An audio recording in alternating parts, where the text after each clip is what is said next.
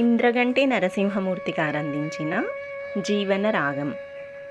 భూమి మీద గల ప్రాణులన్నింటిలో మానవుడే సృష్టికర్తకు ప్రీతిపాత్రుడనిపిస్తుంది.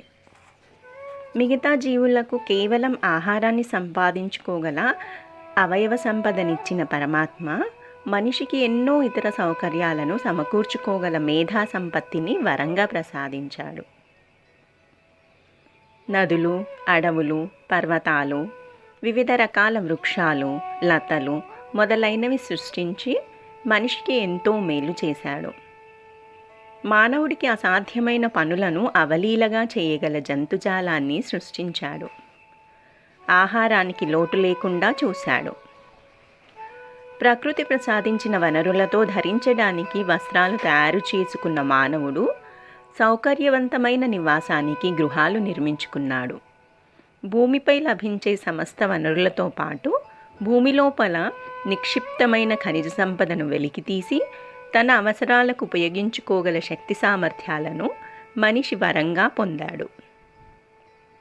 ఇంతటితో ఆగకుండా జీవన విధానాన్ని తీర్చిదిద్దుకోగల వ్యక్తిత్వ వికాస బోధనలతో మనిషికి జ్ఞానోదయం కలిగించాలని సంకల్పించిన భగవంతుడు మానవ రూపంలో భూమిపై అవతరించి స్వయంగా ధర్మాన్ని ప్రబోధించాడు. పరమేశ్వరుడైన తనను నిరంతరం అనన్య భక్తితో చింతన చేస్తూ నిష్కామ భావంతో సేవించే వారి యోగక్షేమాలను తానే వహిస్తానని అభయమిచ్చాడు. ఈర్ష్య, భయం లేనివాడు, సర్వ ప్రాణుల పట్ల అవ్యాజమైన ప్రేమ, కరుణ, క్షమ వంటి ఉత్తమ గుణాలతో మనోబుద్ధులను అర్పణ చేసిన భక్తుడు తనకు ఇష్టుడని భగవంతుడు ఉపదేశించాడు.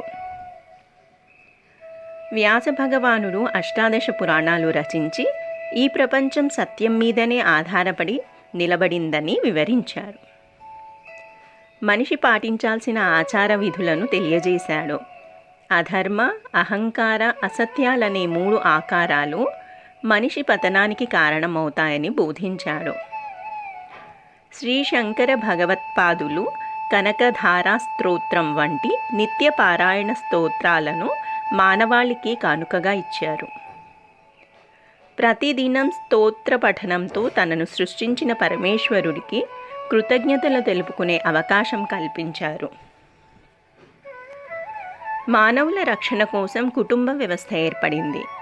తాత, బామ్మ, అమ్మ, నాన్న, తమ్ముడు వంటి బంధాలు మానవుడికి మానసిక బలాన్నిస్తాయి.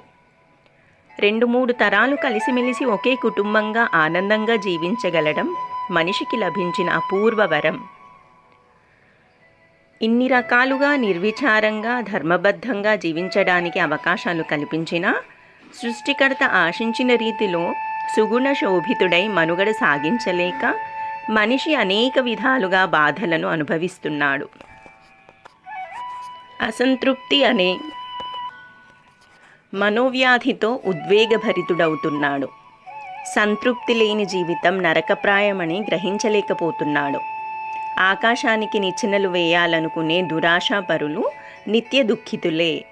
కోరికలకు కళ్ళెం వేయగలిగిన వాడే ఆనందంగా జీవితాన్ని గడపగలుగుతాడు. నిజానికి సత్యవ్రతమే అత్యంత సులభమైనది. అబద్ధం ఆడటానికి ఎంతో ఆలోచించాలి. నిజం చెప్పడానికి క్షణం పట్టదు. నీతిని నమ్ముకున్న నిజాయితీపరుడు ధైర్యంగా తలెత్తుకొని తిరగలుగుతాడు. అందరినీ దూషించేవాడికి ఎందరో శత్రువులు. ఇతరుల్లో మంచిని గ్రహించేవాడికి అందరూ శ్రేయోభిలాషులే. అధర్మపథంలో ముళ్ళ పొదలుంటాయి. ధర్మాన్ని కాపాడేవాడిని పూలబాట స్వాగతిస్తుంది.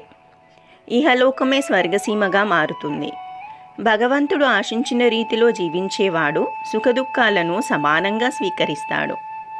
ఊపిరి ఉన్నంతకాలం ఊరికి ఉపకారి అవుతాడు. ఆయువు ఉన్నంతకాలం ఆపద్బాంధవుడవుతాడు. ఆ పైన చిరకాలం గౌరవ మన్ననలు పొందుతాడు.